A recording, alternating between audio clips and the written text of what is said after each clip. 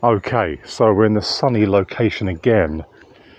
Yes, by the abandoned train track. Oh yeah, perfect place to do a video. Outside. If you want to know why I'm doing videos outside, well, that'll be coming in a future episode. Fascinating story. Almost shocking. Well, let's sit down, because we're here to talk about reason again. Got a couple of beers here. One for me, and one for you.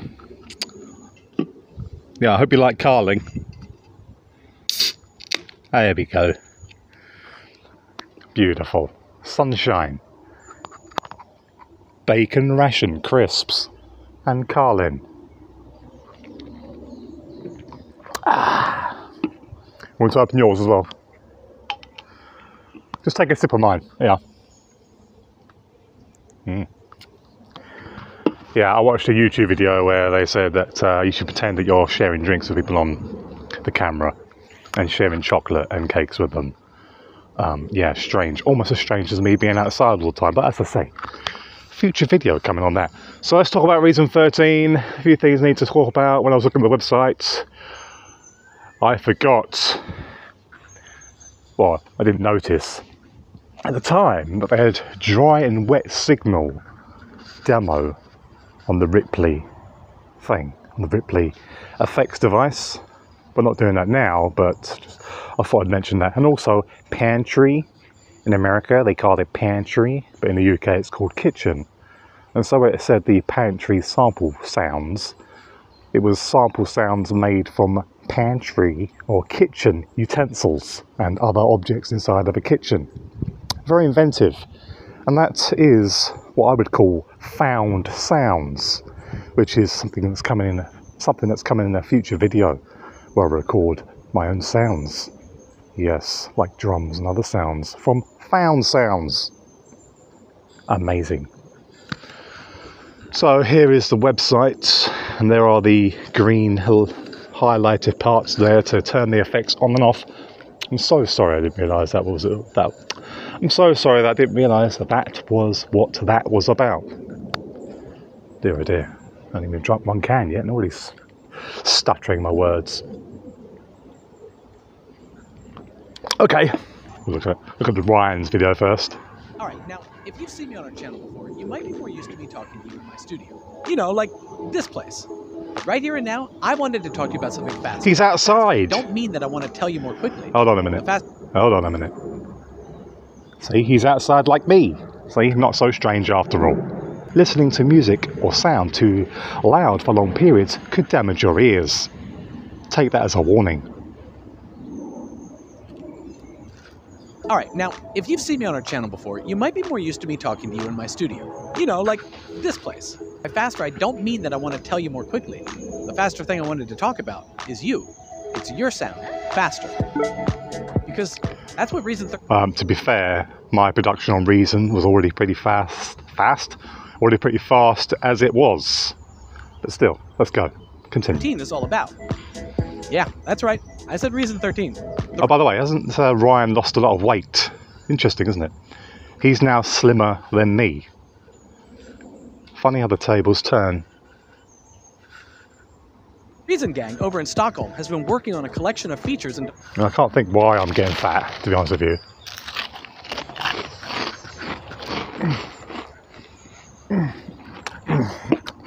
Quite a healthy lifestyle I lead. Devices all have that idea in mind. Getting you to your sound faster. Look, you're going to hear me say faster a lot in this video, so if you want to start a drinking game, now's a good time. Should we start with the new devices or the workflow stuff? I say we start with the new devices. Reason 13 has 5 new Reason Rack devices, an instrument, an effect, and 3 useful tools. First, there's Polytone. And if the name Polytone makes you think of the beloved monotone bass synthesizer, that's not by accident. I'm going to tell you a secret here in my cart. That's not by accident, because they both copy the Mini Moog. And reach for it first, and you're probably catching on. It's faster.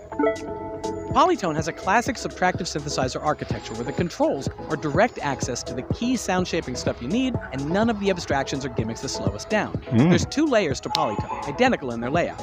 We could dial in similar sounds on each layer. Contact and well, Contact's the only one I can think of that has, you know, dual sounds which you morph between the two or switch the level of what sound you want on each side. Interesting. However, this could have been achieved with a combinator, no?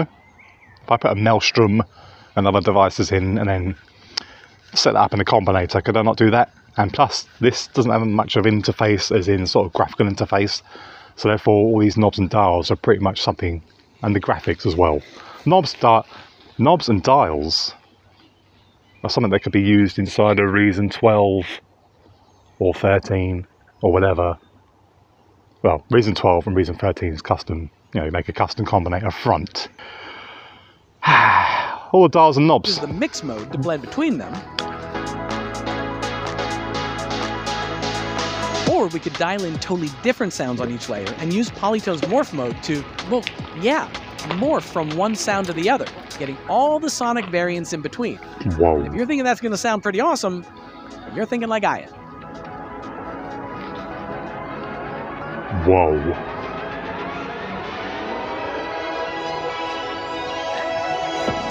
If Polytone is about getting amazing synth sounds faster, Reason's new delay unit is about getting weirder faster. Ripley Space Delay takes the simplistic... Ripley Space Delay is the second Reason device to now not follow the rack-style device-looking system. As you can see, it's just floating. I mean, Object, the first one, now this one, the second device that has no screws, just looks like it's a floating sort of VST device. Doesn't look like a rack device. Devices as individual plugins, because they've got on the website, they've got a section. You know, if you log onto your account, it's got a section specially for plugins. When you click on it, there's obviously nothing there. Sidechain pumping. Having a dedicated tool like this means getting deeper faster. There was already a third-party RE that did that same pumping style thing. And having more control over the sound in the process. The stereo tool is a new DSP algorithm for widening your sounds in Reason, while the gain tool gives you a quick way to stay in control of the levels and subtle stereo. So, YouTube channel YYBY said that you could do widening already in the mixer. That was his complaint. Interesting. Panning in your insert signal chain or combinator designs. There's a crossfade mode you can use like a DJ. Or even use it like a simple 2-channel mixer for your... I'm sorry. I'm interrupting every 2 seconds. Why you talk about DJ, sort of like a DJ, I've got a Dex. I've got a set of Dex Hercules Pulse 500 Gold, Impulse 500 Gold Dex. In Ableton, they work perfectly.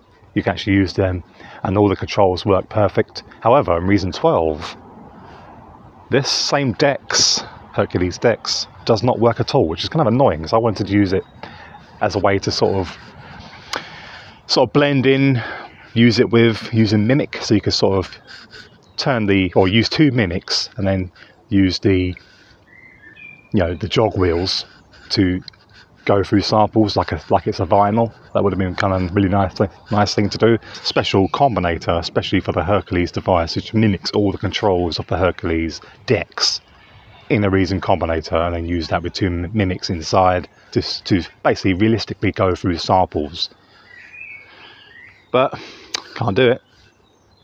Reason 13 is also about finding your sound faster. There's a whole new browser experience in Reason 13 where sounds are tagged and searchable. If you're looking for a bass that's made using a synth with a dirty vibe and it's monophonic, well, here you go. All of Reason's sounds have been tagged by hand, including every Reason Plus sound pack, to make them discoverable, relevant to your filter choices, and loaded into the rack with one click.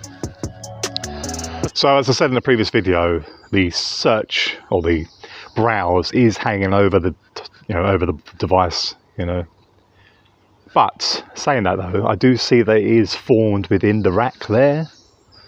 So maybe they have actually got a system where you can click on the device and the menu loads underneath the device. That would it mitigates some of the problems which are raised about the browse menu blocking controls on the devices you want to use when you're going through presets. This could be a sort of solution to that. About 1 million cyclists going past. But she's quite attractive, that one.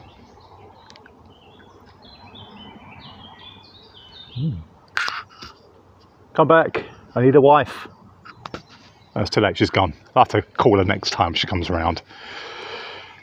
Anyway, so it does look like this browse feature is actually now, as you can see, contained within the rack there, which is a bit different to what they show on the website, where it's actually coming over the side. So this is actually a better solution, perhaps a halfway between what I was saying before. So maybe they are listening to what people are saying, because I wasn't the only one who was saying that. So it is within the rack there underneath the selected device. So that I think I'm okay with that. If you've got a big enough screen, then that should be fine. So that might be actually okay. Good to see. Searching for sounds isn't the only workflow change to Reason 13. The sequencer in the Reason DAW has been overhauled to help you work faster.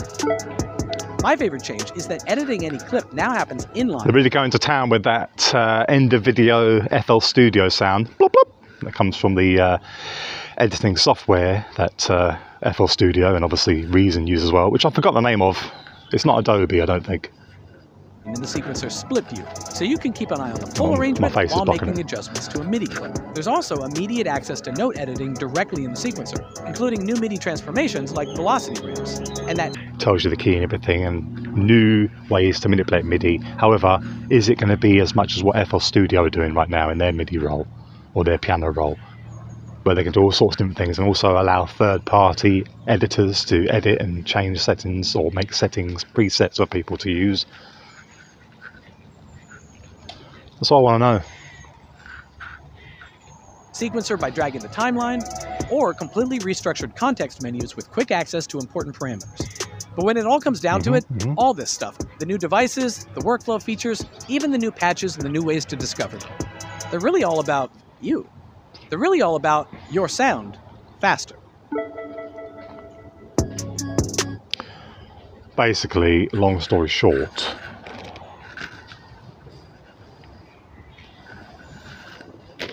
okay, so we're going to town with that FL Studio end of video sound.